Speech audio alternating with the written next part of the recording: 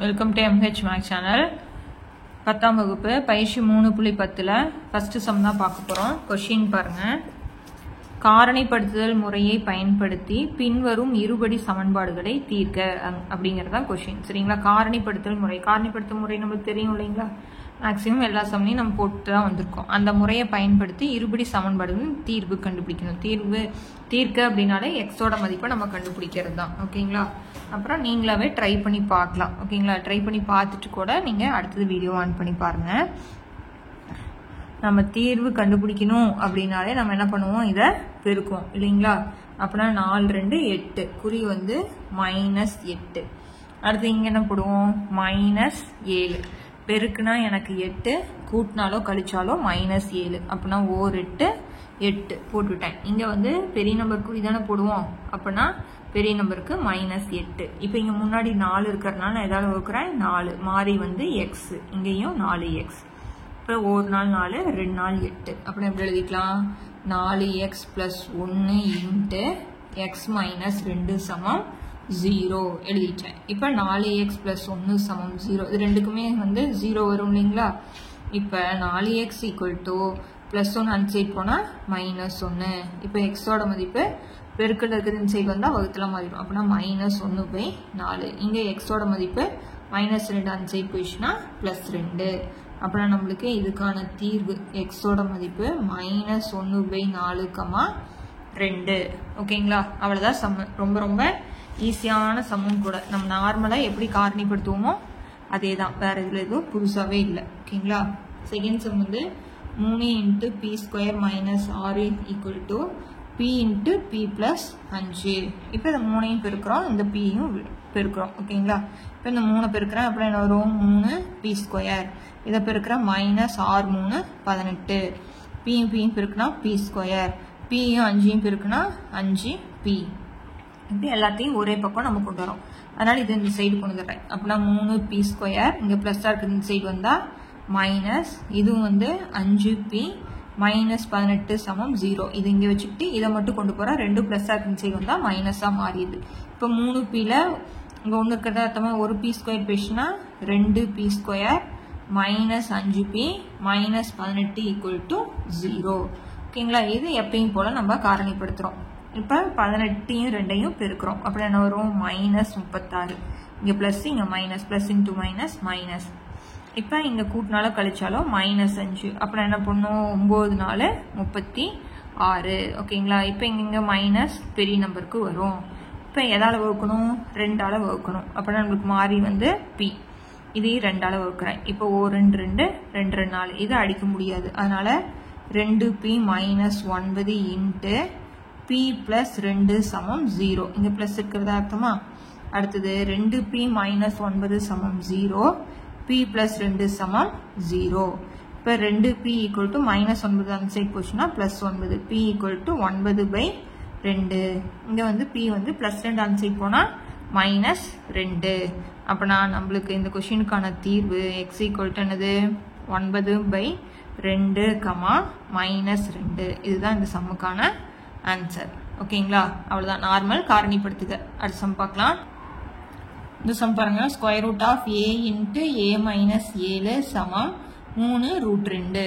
ஓகேங்களா? ரெண்டு பக்கமுமே ரூட் இருக்கிறதுனால நம்ம என்ன பண்றோம் அப்படின்னா இருபுறமும் வர்க்கப்படுத்த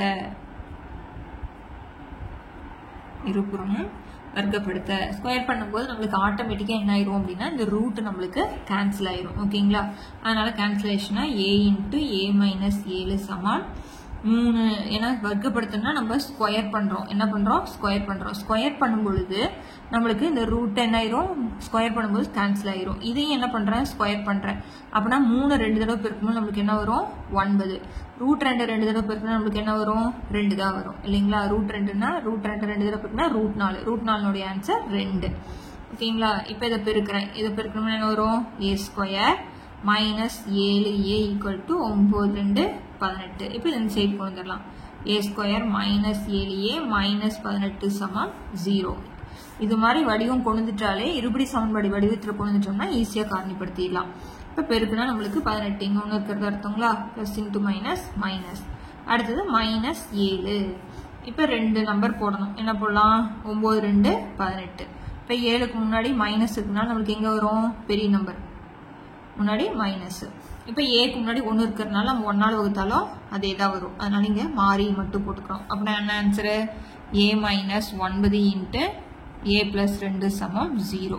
அப்படின்னா a equal to 9, a equal to 2. அப்படின்னா இந்த கொஷினுக்கான தீர்வு a ஈக்குவல் டு 9, மைனஸ் 2. அவ்வளோதான். ஓகேங்களா? அடுத்த கொஷின் 4வது கொஷின் பார்த்தீங்கன்னா √2 X square plus 7x plus 5 √2 சமம் 0. பாருங்க எக்ஸ் ஸ்கொயர் எக்ஸ் மாறி உறுப்பு இப்படி இருந்தால் தான் அது இருபடி சமன்பாடு. ஓகேங்களா? இப்போ மேலே இருக்கிறத பெருக்கி தானே போடணும். அப்போனா எக்ஸ் ஸ்கொயரோட கேள்வியும் இதையும் பெருக்கிறோம். பாருங்க √2 பெருக்குனா நம்மளுக்கு √4. √4 வர்க்கமூலம் நம்மளுக்கு 2. ஆல்ரெடி இங்கே ஒரு 5 இருக்கா? அப்படின்னா i2 10. இங்கே எத்தனை இருக்கு? 7. இப்போ பெருக்குனா எனக்கு 10 வரணும். கூட்டினாலும் கழிச்சாலும் 7. ரெண்டுமே ப்ளஸ்ங்கனால பிரச்சனையே இல்லை நம்மளுக்கு. i2 10. இப்போ எக்ஸ் ஸ்கொயருக்கு முன்னாடி என்ன இருக்கு? √2 இருக்கு. அதனால √2 மாறி வந்து எக்ஸ். இப்போ √2 மாறி எக்ஸ். புரிஞ்சுதுங்களா? இப்போ அதுக்கு நான் அடுத்தது என்ன பண்றேன் அப்படின்னா இந்த 2ல எனக்கு எத்தனை √2 இருக்கும்? 2 √2 இருக்குமா? √2 இன்ட்டு √2. அப்போனா இந்த √2 என்ன ஆயிரும்? கேன்சல் ஆயிரும். இந்த 2 வந்து இப்படி மாறிடுச்சு. ஓகேங்களா? அப்படின்னா இங்கே மேலே மட்டும் தான் √2 இருக்கு. அப்படின்னா இது எப்படி எழுதலாம்? √2x plus 5 √2x plus 5 into X plus √2. பாருங்க இந்த 2 √2 மாற்றி √2 கேன்சல் பண்ணிட்டேன். மேலே இருக்கிறது √2. முன்னாடி வந்து எக்ஸ் ப்ளஸ் √2 சமம் 0. இப்போ தனித்தனியாக எழுதிக்கலாம். √2x ப்ளஸ் 5 சமம் 0. எக்ஸ் ப்ளஸ் √2 சமம் 0. இப்போ √2x சமம் மைனஸ் 5. எக்ஸ் சமம் ப்ளஸ் இருக்குது அந்த சைட் போனால் மைனஸ். இப்போ இது என்ன ஆயிரும்? மைனஸ் 5/√2. இப்போ எக்ஸோட மதிப்பு √2 தெரியும். அப்புறம் இந்த கொஸ்டினுக்கான தீர்வு X equal to minus 5/√2 minus √2. இதுதான் அந்த கொஸ்டினுக்கான ஆன்சர். ஓகேங்களா? 5வது சம் பாருங்க. 2x square minus X plus 1/8 equal to 0. இப்போ நம்மளுக்கு எல்லாமே பகுதி எல்லாமே ஒரே மாதிரி இருக்கணும் பின்னத்தில் இருக்கிறதுனால. ஓகேங்களா? அப்படின்னா எதால பெருக்கிறேன்? 8ஆல் பெருக்கிறேன். அப்படின்னா இங்கே 8ஆல் பெருக்கும்போது 8 2 16 எக்ஸ் ஸ்கொயர் மைனஸ் இதையும் 8ஆல் பெருக்கும்போது 8x ப்ளஸ் 1. ஏன் அப்படின்னா இங்கே 8 இருக்குது ஆல்ரெடி. இப்போ பகுதியில் என்ன வரும்? 8. இங்கே பெருக்கல்ல போனால் 0வாக மாறிடும். அதனால என்ன எழுதிடலாம்? 16 X square minus 8x plus 11 சமம் 0. இப்போ நார்மல் காரணிப்படுத்தலாம். ஒரு 16 இங்கே மைனஸ் 8. இப்போ என்ன வரும்?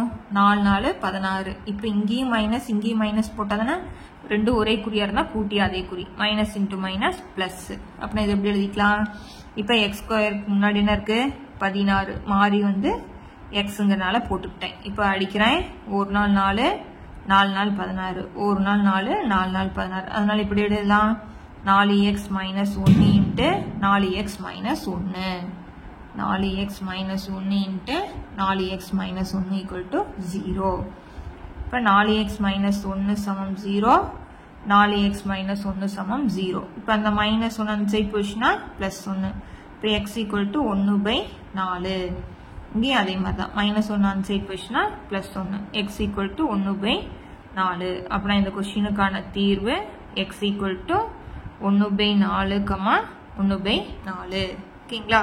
அவ்வளோதான். காரணிப்படுத்துறது தான். அடுத்த சம் பார்க்கலாம். 2வது கொஸ்டின் பாருங்க. n அணிகள் பங்கு பெறும் ஒரு கையுந்து விளையாட்டு போட்டியில், கையுந்து விளையாட்டுனா வாலிபால் போட்டியில் ஒவ்வொரு அணியும் மற்ற அனைத்து அணிகளோடும் விளையாட வேண்டும். 15 போட்டிகள் கொண்ட தொடரில் மொத்த போட்டிகளின் எண்ணிக்கை வந்து g of n equal to n² minus n/2 எனில் பங்கேற்கும் அணிகளின் எண்ணிக்கை எத்தனை அப்படின்னு கேட்குறாங்க. சரிங்களா? n அணிகள் பங்கு பெறும் ஒரு கையுந்து, அந்த n தான் நம்மளுக்கு தெரியாது, அதுதான் நம்ம கண்டுபிடிக்க சொல்றாங்க. போட்டியில ஒவ்வொரு அணியும் மற்ற அனைத்து அணிகளோடும் விளையாட வேண்டும். ஒரு அணி இப்போ வந்து உதாரணத்துக்கு 3 அணி இருக்கு அப்படின்னா ஒரு அணி வந்து 2வது அணியோடையும் விளையாடணும், 3வது அணியோடையும் விளையாடணும். 2வது அணி 1ஓடையும் 3ஓடையும் விளையாடணும், 3 வந்து 1ஓடையும் 2ஓடையும் விளையாடணும். அது மாதிரி தான் 15 போட்டி இருக்கு. மொத்தம் எத்தனை போட்டி? 15 போட்டிகள் கொண்ட தொடரில் மொத்த போட்டிகளோட எண்ணிக்கை கொடுத்துட்டாங்க. சரிங்களா? அப்படின்னா பங்கேற்கும் அணிகளின் எண்ணிக்கை என்ன? ஸோ அப்போனா நம்மளுக்கு g ஆஃப் n வந்து என்னன்னு கொடுத்துட்டாங்க, n² - n/2. மொத்தம் எத்தனை போட்டின்னு சொல்லிட்டாங்க, 15 போட்டி. இந்த g ஆஃப் n தானே 15, மொத்த போட்டிகளின் எண்ணிக்கை தான் வந்து g ஆஃப் n. மொத்த போட்டிகள் வந்து 15ன்னு கொடுத்துட்டாங்க. அப்புறம் அந்த இடத்துல 15 போட்டோம், n² - n/2. இப்போ இங்கே வகுத்தலுக்கு இந்த சைடு போனால் பெருக்கலாம் மாறிடுமா? அப்படின்னா 15 × 2 n² - 2. இங்கே என்ன வரும், 30 = n² - 2. இந்த 30 அந்த சைடு போனால் என்னவா மாறிடும், மைனஸாக மாறிடுமா? அப்படின்னா n² - n -30. இதை நான் அப்படியே மாற்றி எழுதிக்கிறேன், n² - n -30 = 0. இப்போ நம்ம எப்பயும் போல இருபடி சமன்பாடு வந்துச்சு, காரணிப்படுத்துகிறோம். பெருக்குனா எனக்கு -30, கூட்டுனா எனக்கு -1. ஓகேங்களா? இப்போ n² கீழே 1 ஓர் 30 30 -30. இங்கே எதுவுமே இல்லைன்னா 1 இருக்கிறதா அர்த்தம், -1 போட்டாச்சு. அப்புறம் என்ன வரும், 6×5 30. நம்மளுக்கு 6×5 30. அப்போ நான் கூட்டினாலோ கழிச்சாலோ எனக்கு -1 வரணும், பெருக்குனா -30 வரணும். அப்படின்னா எந்த குறியை போட்டுக்கலாம், பெரிய நம்பர் குறி தான் இங்கே வரும். அப்போனா -6. இப்போ n² கெழு வந்து 1 இருக்கிறதுனால நம்ம வகுக்க வேண்டாம், என்னதை மட்டும் போட்டால் போதும், மாறியை மட்டும் கீழே போட்டால் போதும். அப்புறம் என்ன எழுதலாம், n - 6 × n + 5 = 0. இப்போ n - 6 = 0, n + 5 = 0. இப்போ n = 6, n = -5. இது வந்து இயலாது. ஏன் அப்படின்னா போட்டிகள் எண்ணிக்கை நம்மளுக்கு என்றைக்குமே ப்ளஸில் தானே வரும், ஆனால் இங்கே மைனஸ் இருக்குது. அப்படின்னா n வந்து 6. இப்போ பங்கேற்கும் அணிகளின் எண்ணிக்கை எத்தனை, 6. பங்கேற்கும் அணிகளின் எண்ணிக்கை 6. இந்த 6வது டீம் வந்து ஃபர்ஸ்ட் இருக்கிற 5 டீம் கூட போட்டி போடணும் இல்லைங்களா? அதே மாதிரி தானே போடணும், அதனால தான் 15 மொத்தம். அப்படின்னா பங்கேற்கும் அணிகளின் எண்ணிக்கை 6. அவ்வளோதான் சமம். ஓகேங்களா? எல்லாமே நார்மல் காரணிப்படுத்துக தெரிஞ்சுக்கிட்டா ரொம்ப ரொம்ப ஈஸி. இந்த காரணிப்படுத்துக இயற்கை நேரத்தில் மட்டும்தான் வரும் அப்படின்லாம் சொல்ல முடியாது. எந்த சாப்டர் இருந்தாலும் ஒரு முக்கோணம் வெளில வரும், ஆயத்தொலை வெடி வெளில வரும், எல்லா சாப்டர்லையுமே வரும். அதனால நீங்கள் வந்து காரணிப்படுத்துக நல்லா தெரிஞ்சுக்கோங்க. ஓகேங்களா? ஸோ இந்த சம்மோட இந்த பயிற்சி முடியுது. அடுத்தடுத்த பயிற்சி பார்க்கணும், சேனலை சப்ஸ்கிரைப் பண்ணிக்கோங்க. தேங்க்யூ.